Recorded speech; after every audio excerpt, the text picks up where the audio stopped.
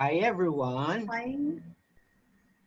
So, Are we hi on? everyone. Yes, we are All on. right, great. So we have 7 participants right now. So, Hello, 7 participants. Hello, participants. 7 Magbabasa. participants. Hello, Beshi, 7 Yan, participants. Xavier Villanueva. We have Yeah. Jaco Martin Orcase. Hi, Aleli. Dito si Aleli. We can check our Facebook no para makita namin sila. Yes. Iba naman. And then, hi, Evie. And then, of course, si Evie yung ano. Wow, it's been a week Yes. and a lot of things have happened, ano? Mhm. O, kamusta, Miss Ice? Okay, kanina, di ba? We have, pag Saturday, busy. Because we're helping the Benguet farmers. Ako. So we are coordinating with them, selling their goods, yung gulay nila dito sa Manila and dito sa area namin. That's every Yeah. Saturday. Ako naman every Wednesday and Friday. We bring Benguet vegetables to the southern part of Metro Manila. Metro Manila. Wow, talaga? Yes. So, training and development, talent development takes a back seat with nation building Yep. and selling vegetables. Yes. Alam mo, pwede pa naman magkwentuhan o wala pa? Yes, wala pa. Okay pa. 4 years ago, I attended a summer class in Prague talking about the end of consumption seminar. And they're talking about the solution to the world problem, which is agriculture. Oh, yeah. And at that time, that was 4 years ago, 5 years ago, they're talking about the need for people to go back to the provinces and then start that farming thing. And ang key naman doon is for us, the consumers, to support them. Yeah. Key is, yun nga, wag ka na umasa ng imported na veggies. Ang i-support mo is yung within your area. And don't you'll be surprised. Don't ever compare their prices dun sa supermarkets. Kasi yun yung dyan that's the way to support these farmers. Pero yun nga, di ba? Nakakagulat kasi taking out portions of the market, like the middlemen, ang laki pala ng ang access natin dun sa good produce. Yep. And it's amazing. The pandemic has actually created new knowledge and realizations for me. And compelled us to embrace yung ganitong way of living, di ba? Or supporting each other.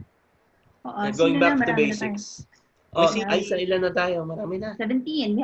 We're still waiting for 17 pa lang. We have, of course, the other board of trustees are here already din. Hello, board of trustees. Evie, of course. Yung mga masisipag na ating mga BOTs. Nandito rin ngayon. And so, Dada, what's up with you? Yeah. Me? Yeah. So, a lot of online conversations. I heard there's also online painting. Yeah. Dada. Dada, I didn't know that you're into painting. No, I'm starting to learn something new, of course, diba? Ganda, no? Something that I'm comfortable with. You learn something. I believe in continuous learning. Yes, exactly. Parang ako, nag-aaral simula sa halaman ngayon. Herbs. Diba? Herbs. I'm into veggies, then veggie plants and herb plants right now. Diba? If you're not afraid, what will you be able to do? Yes. Who moved my cheese? Yes, one of my favorite book. Ang galing eh. If you're not afraid, what will you be able to do? And and you're not comfortable doing something. This is now an opportunity for us to do. Okay. Sabi ni Aisa, okay na daw. No. Meron na mga from the chat. Okay. To everyone, please change your chat configuration to send all panelists and attendees para makita lahat yung sa chat box. Oh, okay. So that's a reminder for everybody. Naku, maraming long time no see dito. Oh. Parang reunion to Parang mga kakilala ko Oo. yung mga nandito Oo, di ba? Tulog kasi yung mga Marami. bata ngayong hapon. So yung mga... Siesta. Pero maganda yan, no? Kasi parang kahit na may distance tayo, we're still all connected. Just like one tribe or several tribes with the same beat of the drum. Okay. Okay, we can start na daw. Oh, start na daw. Na, yeah. Ayan. So, welcome everyone. Welcome everyone. Welcome everyone. Yeah, ano ka lang yung I need to share the screen. Okay, wait.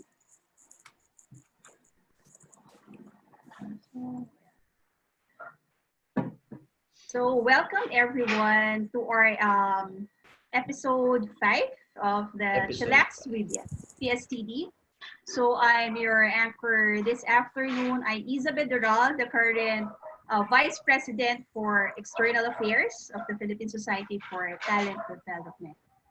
So, ito yan, this is Offline Hope. And then, we're going to check kung sino-sino nandito ngayon sa ating mga attendees. So, you can see the poll right now. If you kindly type or choose kung sino, if you're a soft skills trainer, technical trainer, para makita namin. And if you're calling, or if you are from Luzon, Visayas, and Mindanao, diba? Para makita namin kung... Para makita natin kung sino-sino mga nandito.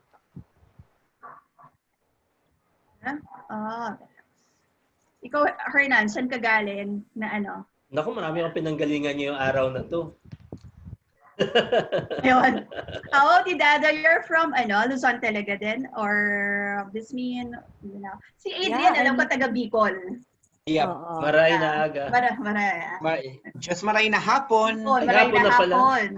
Sorry, I'm always morning. Ako talagang true blue Pasigenya. Since birth. Anak ng Pasig. Anak ng Pasig. Mutya ng Pasig. Mutya ng Pasig. Oo. Ako citizen of the Philippines. Ayan. So, okay. Can you show the poll results, Sean?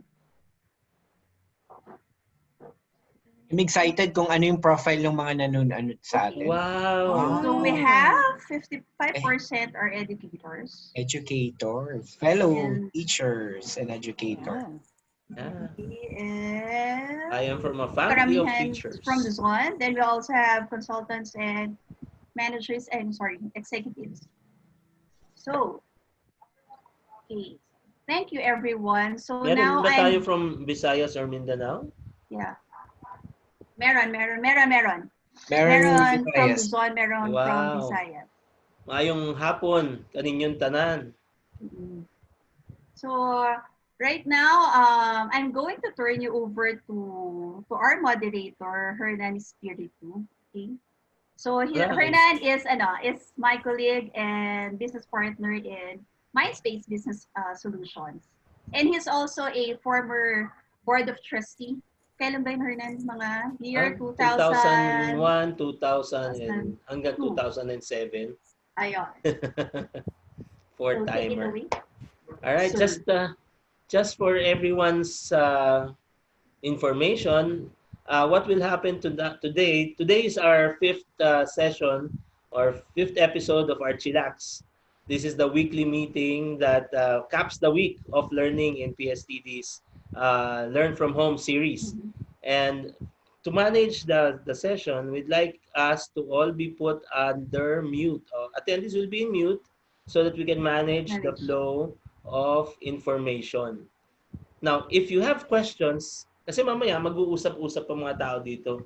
At dahil nakamute tayo, hindi natin masasabi lahat agad. So, use the Q&A tab of Zoom. It's in the bottom portion of your screen. So for questions, use your Q&A tab.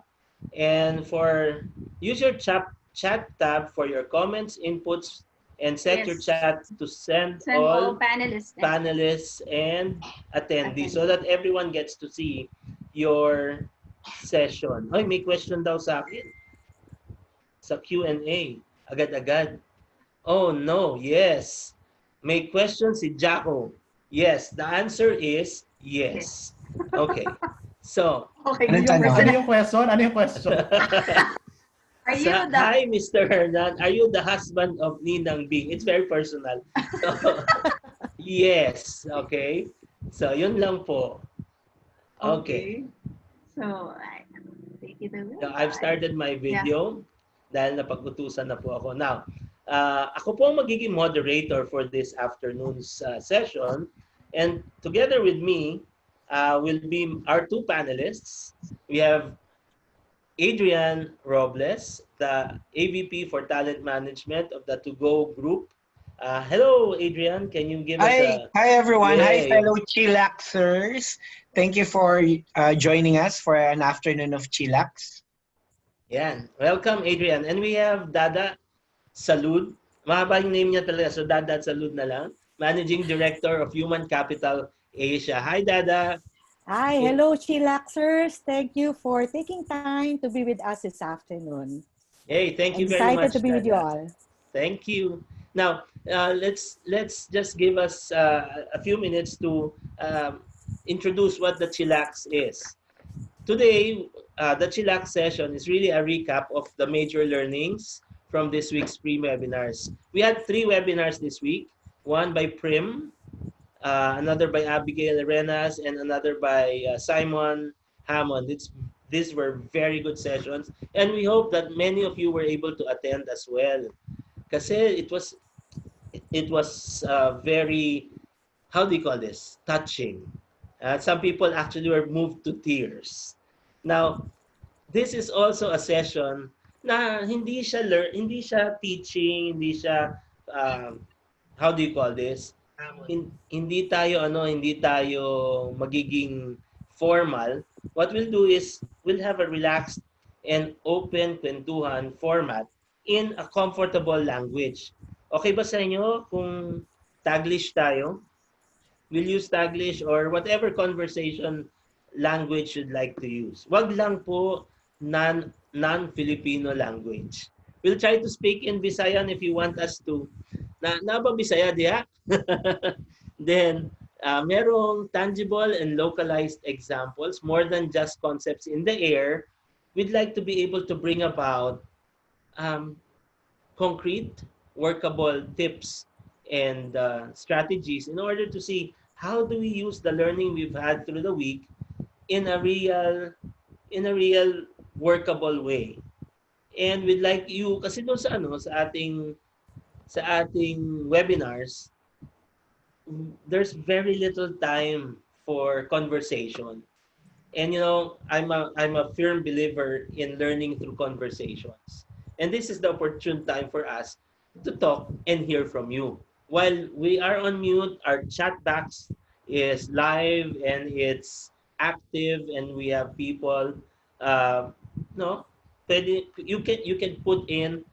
May tanong na agad. So, meron ng tanong dito. Ang ating usapan kasi in the last week, maraming pagiging pagpapakatotoo na required nitong mga kapanahunan na to. Di ba yung this pandemic season, this pandemic has challenged us to look into ourselves. And as a training professional, medyo challenged ako. Kasi pag ganito maharap ako sa screen, hindi ko alam kung saan ko dapat nilalagay yung mata ko. So, and it's difficult to be who I am when on screen. Kaya the question that this week brought to us, at ito, gusto ko itapon ito dito sa ating dalawang magagaling nating naimbitahang panelists. And they're very, very good in all the things that they do. Ang question ko really is, what do you bring to the table that is distinctly you? What makes your brand? How do you show your brand when it comes to the who you are? And it's not only for our panelists. I'd like to throw it out to those that are with us, ang ating audience. Baka gusto nyo ring i-share ano yung ginagawa ninyo, ano yung paraan nyo ng pagpapakita, ano na yung brand ninyo. To start off the discussion, siguro, may pinag-usapan kami na pinapadala eh. Ipapadala daw natin ngayon dito or ipapakita natin ang isang bagay that can best represent your brand as an individual, as a professional.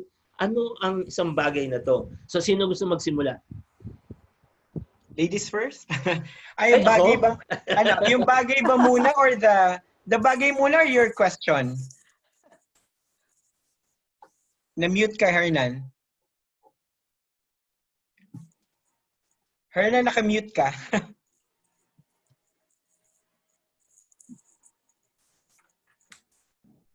You can start with the item muna, Adrian. Okay, item muna. Ako. Sige, I'll start. Ako ito. May Philippine flag. Pero actually, it's a stand.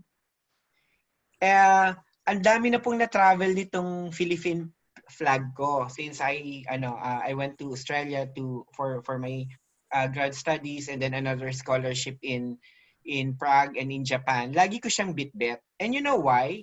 Kasi I'm reminded of my role as a Filipino. Na wherever I am, I'm representing the Philippines.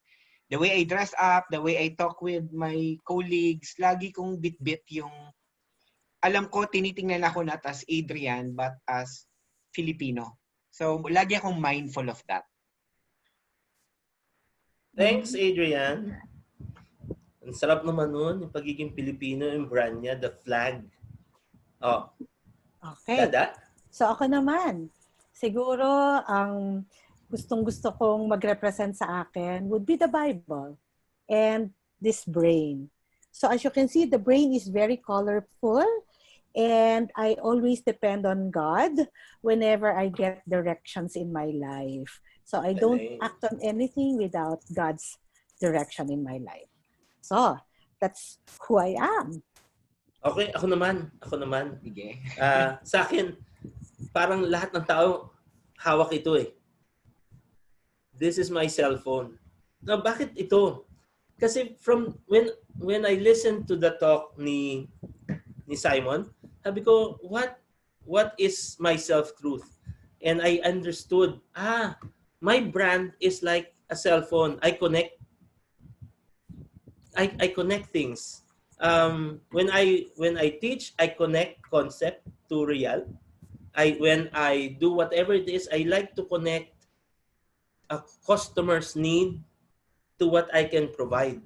So, ako yun ang tingin ko. Yun yung brand ko. Hindi yung brand ng phone ha. Walang specific brand. Ano ba to? China phone yata ito. But ganun. Now, I'd like to throw the question to all our audience. Baka meron kayong mga brand items. Can you share that with us?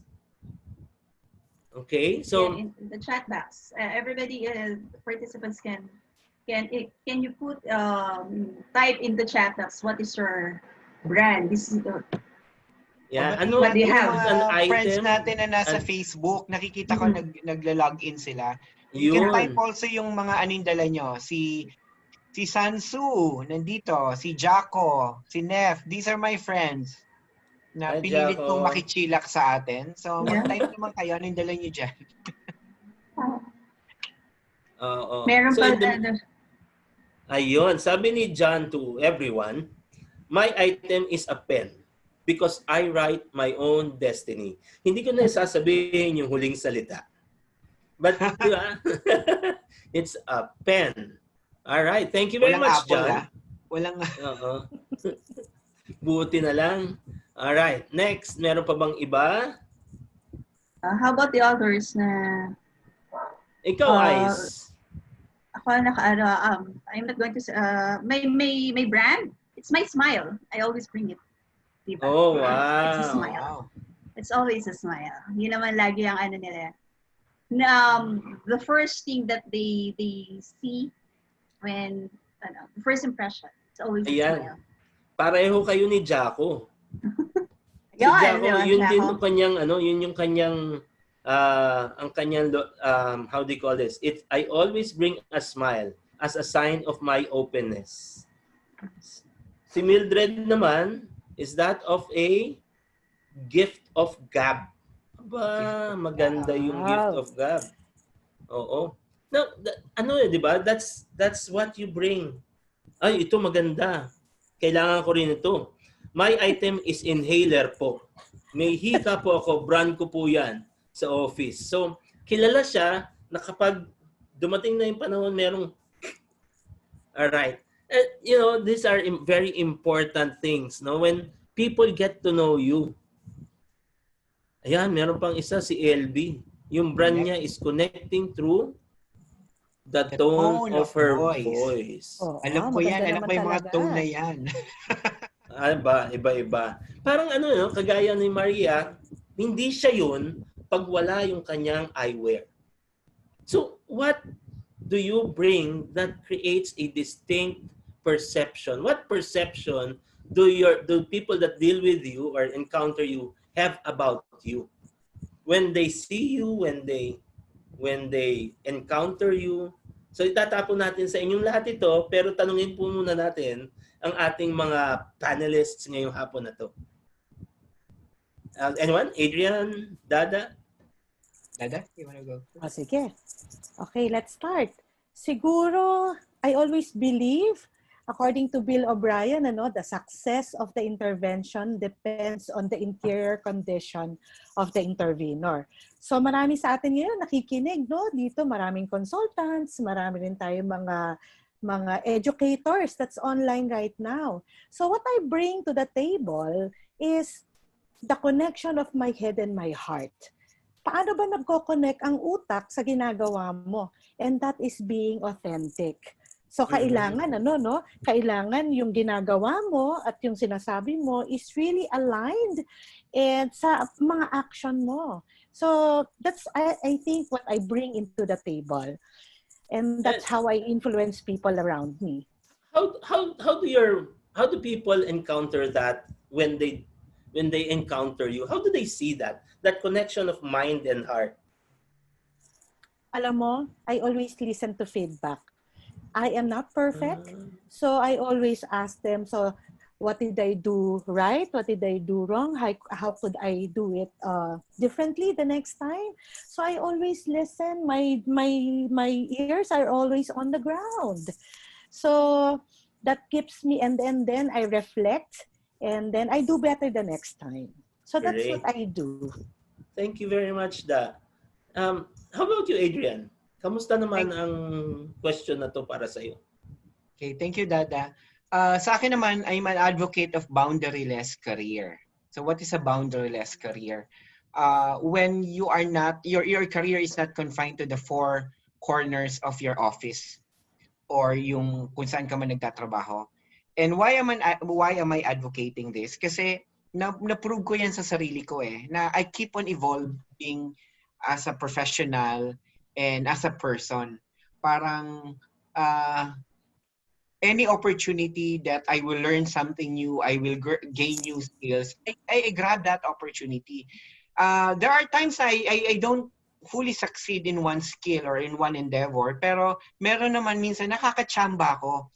And for me, it's my way of encouraging others to just keep on trying until such time na makita mo na eto pala yung bagay ka na match din sa kung anong gusto mo. And sometimes you will never know that, and if you will be affected by what others will think about you. Sa akin, I just focus on what will I learn. Parang eto, work from home. We are forced to work from home, pero it didn't stop me from pursuing other opportunities. In fact, Hernan and Dada, nagsulat na nga ako ng mga what will be my alternative careers kung hindi na babalik sa normal. Nag-identify na ako ganon. And I always use the hashtag boundaryless career. If my friends know that kasi lagi nilang nila ako nakita, ano na naman yung bago mong tinatry, di ba? So sa akin ganon, yung I'm always open for learning. I'm always open to evolve into something better than what I already am right now. Oh, wow. This time has really challenged all of us, to go beyond what is comfortable for us. Right? And ang question really is, kailan nyo natutunan kung sino kayo? Kailan nyo nakita na ito yung ako ito yung brand ko? Paano nalaman na yun? Kasi ang dami mong pinagdaanan sa buhay. Like in my case, I wasn't always a trainer. I used to do sales. Tapos napunta ako sa training. And now I do OD and other stuff. And I always go back to what do I bring to them? Kasi ang daming ibang nagbibigay ng same level of service, same kind of product. What makes me different? What makes me different? What sets me apart? Yun siguro yung isang mahalagang bagay na tingnan ngayon. I remember, if you look at our online communities ngayon, ang dami nagtitinda ng kung ano-ano. Right? And they're the same product. Pero what makes them stand out? Maybe that's a question we need to be able to identify sa sarili natin. What made us stand out? What set you apart? Kaya yun yung question na what do you bring to this table that sets you apart? That makes you different? That will make people recognize you. Yes, Dada. Yeah, siguro, Hernan, thank you for that question. Ang importante sa akin is to be courageous. The courage to commit a mistake. Yeah. Hindi ako laging, I know that I will not be perfect. There are skills that I don't really have right away, but what I do is to really try, and then to be able to and practice and to perfect that particular skill. Kasi hindi naman I did not start as a trainer. All my life, I'm an HR generalist, and then my focus is really in compensation. So I discovered that I love to teach. So ngayon, nag-teach ako sa Ateneo Medical School. I teach strategic human resources. So bakit ko nagustuhan ng pagtuturo? Kasi when I teach, that's when I see change lives. And that's when I see I am able to impact some changes into the lives of people. Kahit simple lang po. Yun po ang yun po ang gusto kong mangyari. Na, for example, I'm an advocate of systems thinking. Lahat po tayo interconnected. Ang gagawin ko ngayon ay may effect sa katabi ko. Kahit ano naman yan. So ngayon sa pandemic, di ba, bawal manghawa. So paano mo gagawin yung malasakit na yon? By making sure that you are responsible enough. And that you teach people how to do that. So maliliit na bagay, pero nakakaroon ng impact sa kapwa mo. Ano yun? And that's teaching for me. Thank you very much, Da. How about you, Adrian? Sa akin, Hernan, you should have a strong, yung self-awareness and the humility to accept yung weaknesses mo. It comes with self-awareness na rin, di ba? Self-awareness, willingness to look at your weaknesses and listening to others. Yung feedback from other people, katulad ni Dada, really matter a lot eh. And the feedback should be coming from people who genuinely care for you. Kasi if you will just listen to feedback of kahit sino lang, wala kang magagawa. Di ba? And sa akin kasi, ako when I was starting, I started as a research assistant and psychometrician sa San Beda.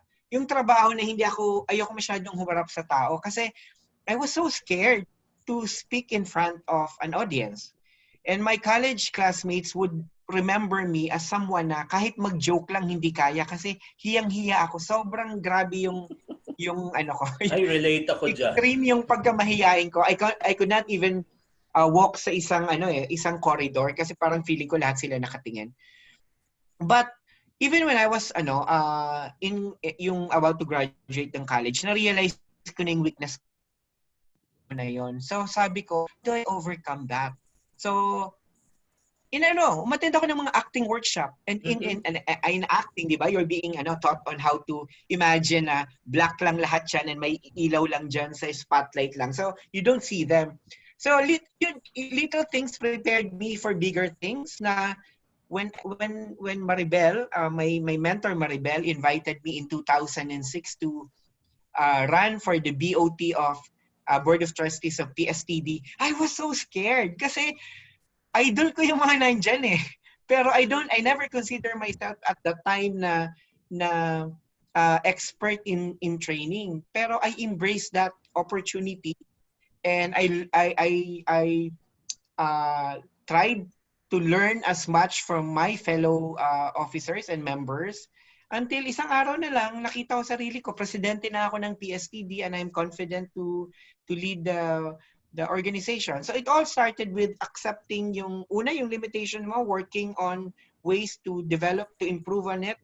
And then, magugulat ka na lang isang araw na, you're able to do things na you never imagined you could do before. Great. So, Adrian, from the time that you started being part of the Board of Trustees, people have seen that you have the capacity to become president. Tama, no? I know. I don't know. No, they just invited me kasi I was part of GMA then. Oh. And they're looking for someone na baka may bagay mag-PRO. I think ganun yung iniisip nila. Kaya when I joined the organization, they elected me as the PRO. Yun lang. Pero they know I've always been a member of PSTD pero hindi pa nila nakikita yung leadership. The reason I asked that kasi is when you became a board of trustee, ano kaya yung impression nilang nakuha sa'yo? Ano kaya yung, bakit, pwedeng maging presidente to? Alam ko lang, pogi ako eh. Ayun. Yung dating, di ba? Mahalaga yung dating. Ano ginawa mo nun? Bakit nagmarka ka sa kanila? Maybe because ever since, I don't know, siguro si Mentor Maribel ang makasagot niyan. Bakit nila ako napili? But maybe because I always show up before. Even if I'm not, yun nga, hindi pa ako leader, hindi ako officer, I always show up sa event noon. So I'm somehow visible. So siguro, without me knowing it, may desire na rin ako really to be a BOT. Kaya when the surprise call na receive ko na, would you like to run for parang, kaya ko ba? Pero sige. So may fear, no? May fear. Pero people believed because they chose you. Wow. Yep. And ang sabi mo, it's maybe because I'm always there. Or maybe I'm projecting something, a brand that I'm not aware of at that time, di ba? Right. At tanungin ko lang si Dada rin. Si Dada kasi sabi niya, I became a teacher, di ba? Pag tinanong kaya natin yung students mo, anong klaseng teacher si Dada? Hello, I'm a very cool teacher. Oh. Hindi ako naniniwala dun sa stricto ka. Yeah. But I always let them read the books that's assigned to them and then I give them cases. That's what I do. Yun ang ginagawa ko. I always believe in psychological safety. Yun bang okay lang na magkamali ka and then learn from that experience? I think yun na doon tayo mas natututo eh. Saan ba tayo nagkamali? Yung awareness ng pagkakamali na yon, doon tayo matututo. Ano lang? Tayo lang. Ang sabi nga yan, ang joke kon, raban lang ng raban, di ba? Raban lang ng raban. In life, ngayon, sa pandemic, di ba? Well, to be honest, business is not good right now because I own a consulting company. Pero anong ginawa ko? Wow! Paano ba magkaroon ng digital training, di ba? How do I do that? So I need to learn. Because that's something that I don't know. So I grabbed the opportunity to be able to learn something new and then tweak it a bit that I can own and then I share it to other people. Take the risk. Great. Just take the risk. Thank you, Da. Um, si Adrian, baka meron pang gustong i-add on. May kwento lang ako kasi now si Dada nagkwento na she's teaching, di ba, sa Ateneo. Mm-hmm. Yung earlier part of my career, I was also a teacher in San Beda. So, dun ako actually na-hone yung skills ko in training dahil sabi ko nga, mahihain ako dati, psychometrician, I started as psychometrician. Ang interface mo lang with the students is administering tests. And then eventually, when I became a guidance counselor in San Beda, part of our role is to teach. Alam mo, what helped me, other than developing yung florist skills mo, yung feeling na, I'm talking to these people who eventually will become leaders or successful businessmen in the future. I better be good at treating them or at teaching them. Kasi I don't want to happen na in the future, magkikita kami and then they will remember me either as yan yung hindi nagturo kong professor o yan yung nagpahiya sa akin, yung ganon. So as early as that, naging yung by being mindful of that, parang ito yung sample ng systems thinking Dada rin di ba? Oo. Being mindful of that, it makes you for me, I feel a better, a more effective in whatever it is that you're doing. Kaya years after that, alam mo, nagkaroon ako ng experience, Hernan, where I worked for a company na I wasn't even a manager then. Nung lumabas na ako sa academa, and then there's one of the managers there in that company was my former student. So imagine yung feeling ko, alam ko yung name niya oh, estudyante ko to. Ngayon manager niya na siya dito. Ano kayang reaction niya pag nagkita kami? And lo and behold, when he saw me, hinakap niya ako and he was very proud na sabihin, teacher ko to, professor ko to nung college. Na doon ko na-realize na naging mabuti ako nung college ako, nung teacher ko talaga. Otherwise, di ba, parang anong mukhang ihaharap mo? So maganda pala talaga na merong nananatili sa isip ng mga taong nakahalubilo natin. Yep. Na-enkwentro natin. Tanungin natin yung mga audience, baka naman, audience, baka meron din kayong sariling mga kwento na papakita ng kung sino ba kayo at anong kahalagahan nito, how important is it that you create that lasting impression, that brand with people that you encounter. Audience, meron ba mga gustong mag-share ng thoughts nila? Pwede natin ilagay ito sa audio. Pakinggan natin. Question again. Kanina, sabi ng ating mga panelists, mahalaga pala sa kanila na nabuo nila yung kung ano sila sa mga taong na-enkwentro nila. Yeah? Yung teacher siya, na pagbalik niya dun sa, naging client niya, yung kanyang dating estudyante, former student, and then mabuti pala, magandang ipinakita ko sa kanya. Alright? So, ano yung mga bagay, we can ask our audience again, what are the things that you have created as a brand for yourself? How do people know you? And how did you do that? And what is its importance for you? Are there any? You can raise your hand. Meron po itong function ng raise my hand. Mukhang wala. Question and answer, chat. Okay, so kung wala tayong... Hi, Sir Hernan. Ay, hello. Yes. Who's this? Nathan, sir. Si Miss Janet Abiliar, sir, nag-raise ng hand. Nag-raise ng hand. Ay, hindi namin nakikita dito. I'm sorry, hindi ko nakita. Can you just... Can you unmute? Wala akong unmute Janet? function. Hello po. Janet, Hello, Janet. Yeah. Yes. Welcome to Chillax, Chillaxer. Good afternoon po. Magandang hapon. Tiga saan ka? Taga-Antipolo po ako. Wow, tayo na sa Bahay Antipolo. tayo. Nag-work din po ako sa Dada. So, I know Miss Dada. Hi, ma'am. Hello, Janet. Okay. Alright. Naka-relate po ako kay Sir Adrian kasi before ako din nag-government employee, galing din ako sa private school. Mm-hmm. So, nagturo ako ng preschool, elementary, high school, ganyan. So, kasi librarian din ako at the same time. Wow. So, nung nasa DAR na ako, siguro mga few years ago lang, may estudyante ako before, former student dun sa school na yon, na hinay ko lang siya sa sa Messenger. Tapos nag-hi back siya sa akin. Tapos nagkwentuhan na kami. Graduating na siya ng law sa UST. Tapos naging continuous yung communication namin sa Messenger.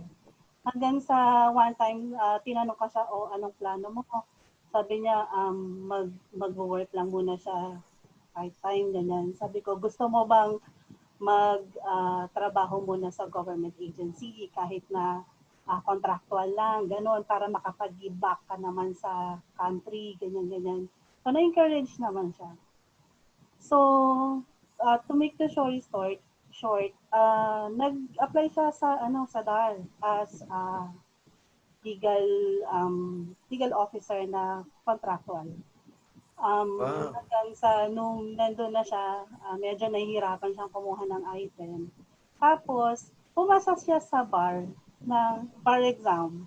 Naging lawyer siya habang nandun din siya sa DAR. So, ako parang I am so proud na dating estudyante ko, maliit na bata lang. Tapos ngayon, co-worker ko na siya. Tapos, ilang months ang lumipas, naging lawyer na siya. Pero eventually, lumipat din siya ng office. Pero ako natutuwa ako sa mga nagiging achievements ng mga former students. Parang mas nakaka-happy pala yon na nakikita mo sila na nakapag-achieve sila ng mas higher dun sa yung achievement mo. Parang ganun pala yung kasi some of my former students before, mga medical students sila ngayon, doctors na rin sila. What did you teach? Ano tinuro mo, Janet? Nagturo po ako ng preschool, ng elementary tsaka high school. Wow. So, meron din akong churchmate na nakasama ko sa medical mission, tapos nag-approach siya, "Ma'am, teacher kita nung high school." Sabi ko, "Ha?" Tapos hindi ko siya matandaan. Ngayon, na siya, pediatrician na siya. Thank you very much. Nakaka-proud din na parang tayo, diba? Parang feeling ko, nakapag-give back na tayo sa country kasi ito na yung mga fruits ng mga nagawa natin before. Yun nga sabi ni Sir Adrian, kung hindi ako naging good teacher before, baka walang mag-bump in man ako ng mga bata, hindi nila ako sabihan na, naging teacher po kita.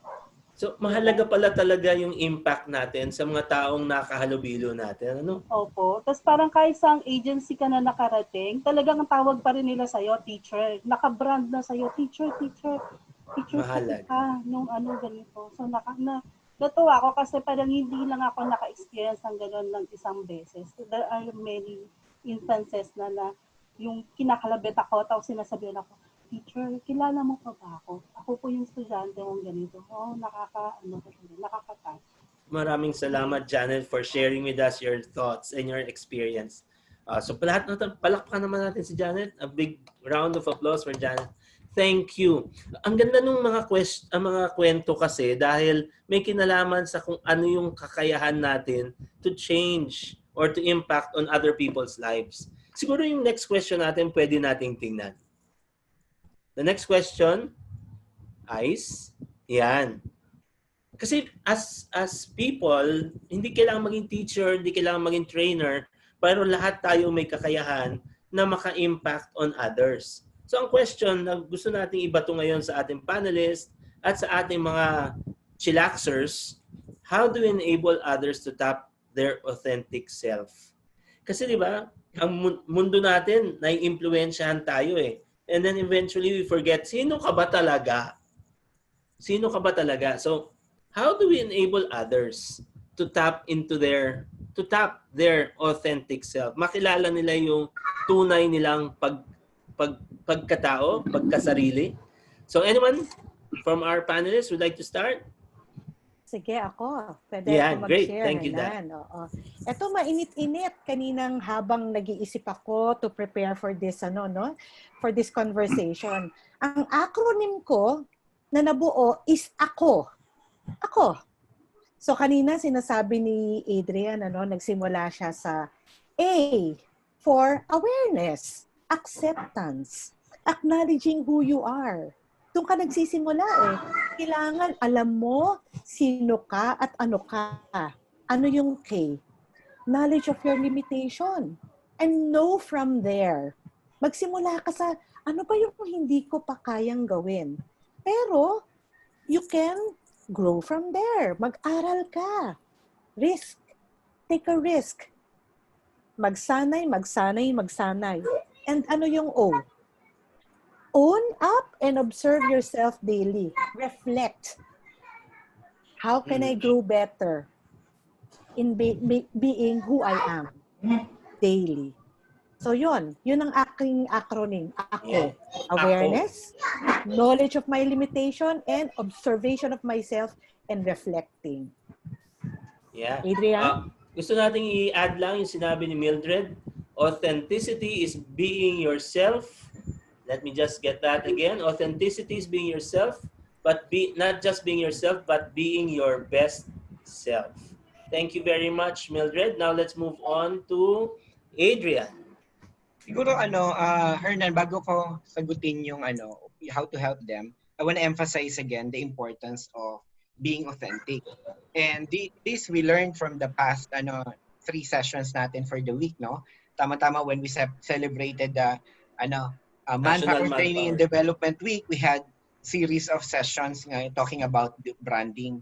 Ang common theme nila is the importance of being authentic to yourself. And why? Because it's more lasting.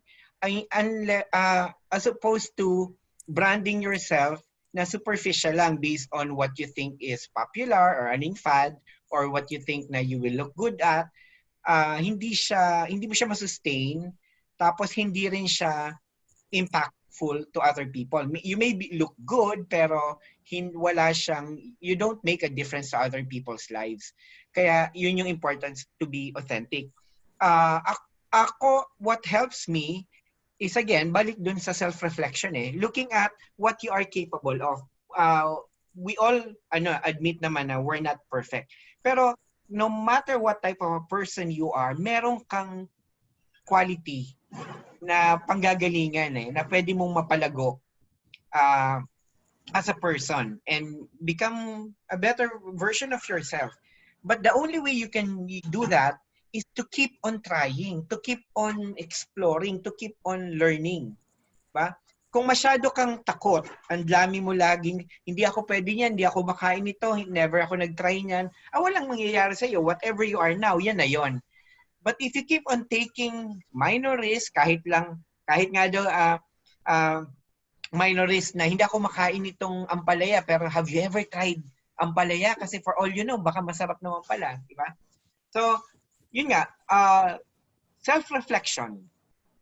Until you find time, self-reflection, combine it with feedback from relevant people who care, and then willingness to accept yung limitations mo. And then from there, you will be able to discover an area or a skill na you balance of something you are enjoying, you're comfortable with, and people validate that you're good at it. And the best part is you are making other people's lives better when you exhibit that. Yun yung pinaka-important yung how do you impact other people. And sa akin that's what helped me. Kaya nga, even with my post on FB, kahit ang ingay ko sa social media, ang lagi yung iniisip anong learning takeaway ng mga tao dito? Either I'm introducing a product, I'm teaching a dish, or I'm introducing a new place. Lagi akong may learning component. Even with, recently I created my YouTube, no? Ang takeaway ko doon lagi is, dapat may learning sila. And I have followers or subscribers are telling me, magpatawa ka naman. But that's not me Nagpapatawa ako sa mga friends ko, pero in that, ang gusto ko is, yung learning takeaways more than people having fun. So again, you focus on, ano ba yung gusto mo? How do you position yourself? Again, ako yung helping others achieve their fullest potential, especially now, in this pandemic. Very limiting na yung career natin if we will be limited by yung previous career natin. Kasi ang dami ng businesses na nag-close, ang dami ng things na you can't go to, or places you can visit. So you have to evolve. Diba? You have to, and for you to be able to evolve, and for you to be able to identify things na pwede mong gawin, look at what you have at the moment, look at the things that you like enjoying, and start doing it, and listen to others as they affirm or as they comment or critique whatever it is that you're doing. Kasi yun yung validation if you're doing it well. Yeah. Diba? Until sa time na baka isang araw na lang magising ka na lang, isa ka na palang sikat na organic farmer or a vlogger or a media influencer or a chef, di ba? But the only way you can do that if you try and you listen to other people. Let's validate what you just said, Adrian. Si Mildred kasi may mga sinama siya eh. Di ba? Sabi niya, others just know when it's fake. So when you're in front, when you're on air and you're sharing or you have your vlog, alam nila kung ikaw talaga yun eh. You know, they know it's fake if it's fake. Yep. Kasi baka hindi tama yung kilos mo or you're just winging it. Meron din pa siyang sinabi, don't be afraid to show others the real you. Kasi in the branding concept, 'di ba, kailangan meron kang nabubuo that others can resonate with. Dun sa isang talk natin, I hope other people of our audience was able to watch our 3 talks kasi ang linaw. Meron kang authentic self, merong yung tunay na ikaw na binibili nila. And I think when you have an audience, like say for example in your vlogs, they buy who you are, not what they think you should be. Kaya Hernan, sige. I like what si Simon, yung last speaker natin na mentioned, diba? Yung you know your stance and know why do you matter in this world. That should guide you. Diba? Using your talent, using your skills, talent you are born with, diba? You have to be very clear with your stance and how do you want to contribute to this world. That should be your that should serve as your guide when you think about your brand. Right. And siguro para lang to wrap this up, this point of discussion up, magpapakatotoo ka. And daming judger. Paano natin kokontrahin yung takot na ma-judge? Kasi marami kaya ako Hernan, sinasabi ko na be mindful of who are the people who's giving you the feedback. Identify the people that matters to you, di ba? Right. Kasi if you will listen to everyone, masyadong wala kang magagawa, di ba? Pero if you will identify people, and not necessarily identify people na palagay mo will validate lahat ng ginagawa mo. I'm sure lahat tayo may mga friends na yung masyadong blunt. Actually, sila yung mga okay eh. Kasi they can tell it to your face kung pangit or hindi. It's not necessarily true, It's their feedback, pero still, consider mo na honest yung pagkakabigay and then process that. Yep. Dada? Oh. How do you deal with the judgers? How do I deal with the judgers? Well, identify your purpose and meaning in life. Alam mo yun eh. Saan ka ba dinadala ng Panginoon, ng Diyos? Saan ka niya gagamitin? And from there, tignan mo. So, is it in my professional life? Is it in my personal life? So, you have to be able to make the alignment between your professional life and who you are really as a person. Pareho po yung alignment na yon. So, it's actually yung sinasabi ko kaninang sa umpisa na it's the alignment of the head, the mind, and the heart that connects to the real you. Yun Great. yun. Thank you very much. Yun. May nagtaas ng kamay. Sabi ni Mildred, haters gonna hate. Totoo yan, Mildred. Pero nagtaas ng kamay si Rowell. Rowell? Nat, can you unmute Rowell? Yan. Rowell? Rowell, are you with us? Yes.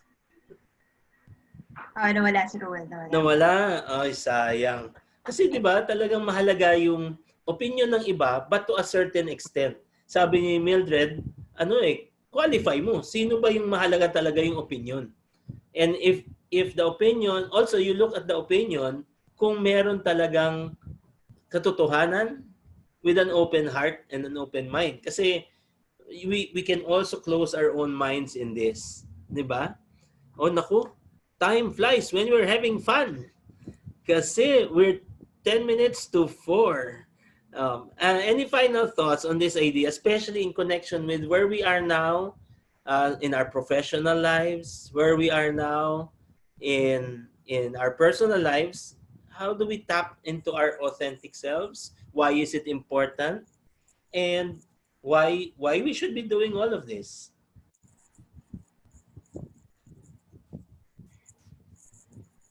Lalo na in relation to where we are now, no? Yung pandemic and stuff. Ang daming takot eh. There's a lot of fear and there are a lot of stories you need to filter. Now, in my case, ang hirap magpaka-authentic, mahirap magpaka-totoo. No? Kasi yung takot mo nandyan eh.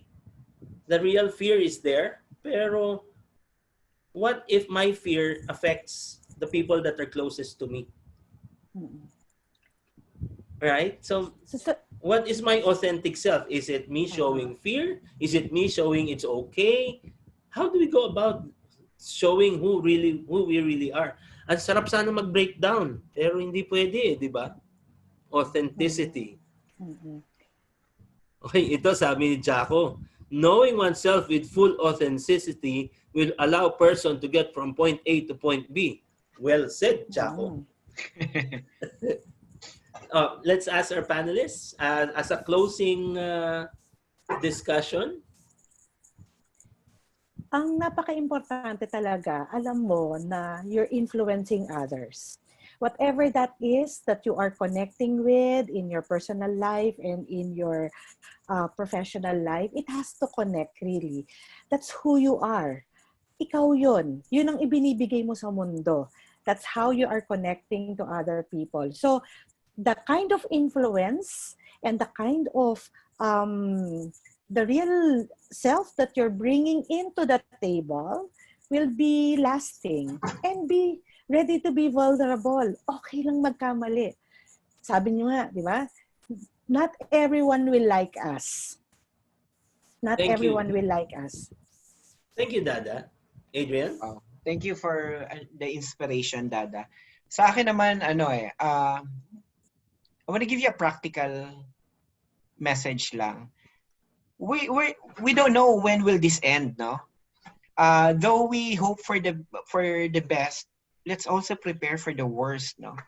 Kaya sa akin is, you look at what you are capable of. You look at what you have done well in the past. Yun yung bala mo to prepare for what you could become. Sabi ko nga, I'm a trainer now. I work for a stable company. But we don't know what's gonna happen. Baka pag tumagal to, baka hindi rin maging relevant yung company natin. But alam ko that a lot of people are dependent on me. My families, di ba? So, I cannot give up. Tama kasi nasabi mo, Hernan eh. Minsan, ang sarap nilang umiyak. And during the early part of this pandemic, umiiyak din talaga ako. Exactly. But it's actually part of the, you have to go through that. Pag dinideny mo yung sarili mo of that moment, mas mahirap. But then, ako, balikan mo yung what made you successful in the past. And you pray, you trust God na may plano siya sa'yo. Lahat tayo may kanya-kanya siyang plano. And you just be, you be mindful of that. Ano yun? What is He preparing you for? Ano yung pwede mong magawa? Ano yung pwede mong maging role? Diba? I think that's enough for you to have that hope na kaya natin to. Pero yun nga, be willing to evolve. Kung sino ka ngayon, maaaring hindi yan bukas. But if you are always open for learning, always open for feedback, always open for advice, then you'll be okay. Maraming salamat, Adrian. Ang dami nating napag-usapan ngayong hapon na to in the span of less than an hour. Ang daming pumasok. And so far ang nabasa ko or naririnig ko mula sa ating lahat na pinag-uusapan, kagaya nitong si Maria Oria, you must accept the fact that there will be judges as long as you know who you are and your value and living your life's purpose, you're good no matter what.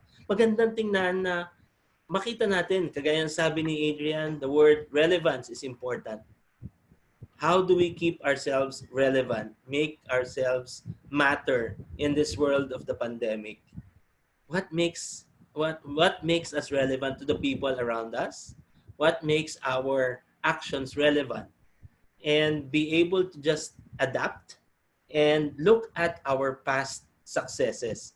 Parang appreciative inquiry, Adrian? Yep. Knowing the good parts of the past and bring that forward to the future.